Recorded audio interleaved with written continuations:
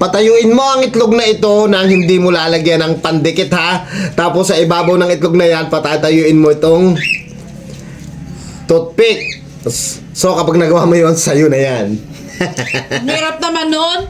Patatayuin to. Oo. Tapos sa ibabaw, toothpick din. Oo. Bawal lagyan ng pandikit ha. Eh, paano tatayo ito? Problema mo na yun. Ako lang may alam nun. Hirap naman eh.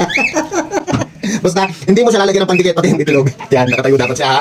Yan. Tapos nakatayo yung mga toothpick na yan. Na yan.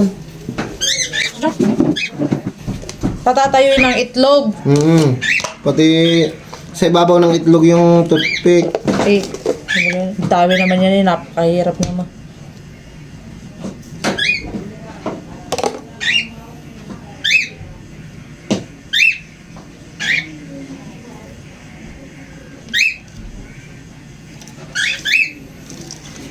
Ano yan?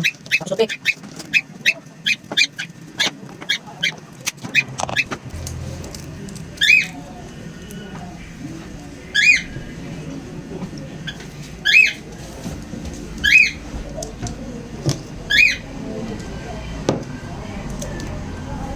Tubig.